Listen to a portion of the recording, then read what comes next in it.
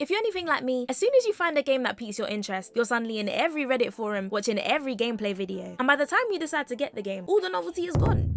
However, having experienced just a fraction of what Kunitsu-Gami Path of the Goddess has to offer, I would say that this is one of the most interesting IPs that Capcom's put out to date, and this video should give you a good idea as to why. But firstly, thank you to the beautiful people at Capcom for allowing me to have a look at the game early, and without further ado, let's get into it. I can't lie, this game's graphics have me hooked immediately.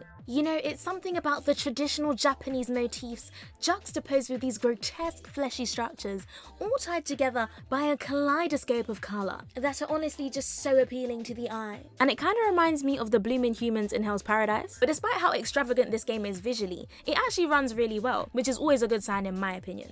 So now that we've established the game is super pretty and oozing with Japanese folklore, what is Kunitsu-Gami actually about? What makes it so addictive? And why the heck did this monster feel the need to peel his gums back? Like, I know we're not at that point in the video yet, but editing this really threw me off. Anyways, in this game you play as the character So, guardian of the Shrine Maiden Yoshiro, who is on a mission to purge Mount Kafuku of defilement alongside all the villagers you meet along the way. I'll get into the specifics of how they go about it a bit later, but another thing I noticed which initially threw me off is the fact that this game has no voice lines. And while it was definitely unexpected, I think it fits perfectly with this game's aesthetic. Masks have always been an integral part of Japanese theatre, as well as the mechanics of Kunitsu-Gami, so it makes perfect sense that these characters can't speak. And to be honest with you, the dramatic gestures and intentional sound design are more than effective in letting you know what's going on. And there is a lot going on in this game, particularly when it comes to the mechanics. Capcom describes Kunitsu-Gami as a Kagura action strategy game, and there are 3 core mechanics that you get to mess around with: hack and slash, tower defense, and what I like to call construction and management.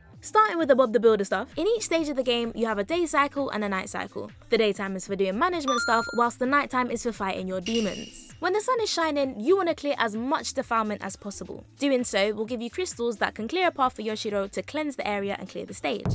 Sometimes, the defilement will drop a villager, which can then be used in battle against the Seethe, but we'll touch on them in a bit. But trust me when I say you want to explore every nook and cranny in this game, because they're not always that easy to find. But should you fully clear the area and find these little shrines, you'll get a talisman that unlocks some really nice passive skills. And if you really want to set yourself up for success, after clearing each stage, you have the opportunity to revisit and rebuild saved villages to gain some extra upgrade materials for sowing the villagers. But before we talk about character progression, let's talk about the real enemies of progress, aka the Seethe. Once the sun sets, the rib gates open and the Seethe start pouring in, you need to do everything in your power to make sure they don't reach Yoshiro. Because the game doesn't end when you die, the game ends when she dies. These ops come in a variety of shapes and sizes, each with a specific strategy designed to make sure you have a terrible time. And if you do happen to bite the dust, you can still manage your units effectively until you eventually respawn, but considering how quickly things turn ugly in this game, I do not recommend it. Alternatively, you could block or dodge attacks before you get hit, but I have always been of the opinion that the best defense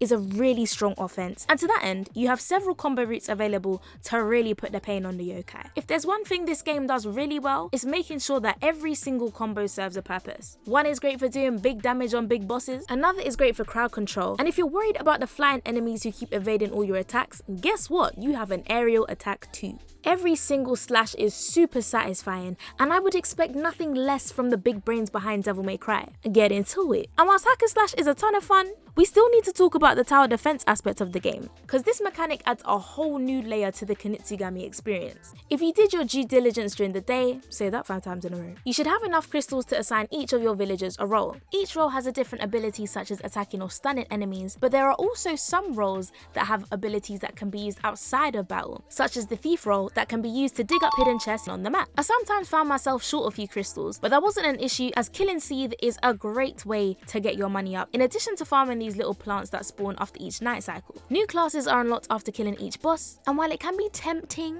to run the same config for each battle, I had to learn the hard way how one misplaced archer can turn a 1-minute task into a 10-minute trial, so do with that information what you will. My only qualms with this game is that the camera movement is a bit janky, and the villager UI is not the best when repositioning your units, but to be honest, we only had 2 hours on the game, so I feel like it's something I could get used to with practice. But enough about how much I love the game. Let's discuss whether or not it's it's worth it for you. Kunitsu-Gami Path of the Goddess is set to release in the UK on the 19th of July for Steam, Xbox and PlayStation. The game will retail for £39.99, but if you have Xbox Game Pass, congratulations, because you'll get full access to the game on release day, frame 1, no startup. And that's not all. In what may be one of the greatest marketing moves of all time, Capcom have dropped a demo with a limited time event, essentially saying that if enough of us played the demo on whatever platform between now and the 18th of July 2024, we getting free DLC. And not just any DLC, I'm talking weapons and costumes inspired by one of Capcom's most iconic IPs to date. So if you're still on the fence about committing to the full game, I implore you to try before you buy so we can all slay while we play. Amen, amen. And if you're in the mood for more JRPG content, click on this video here and I'll see you in the next one.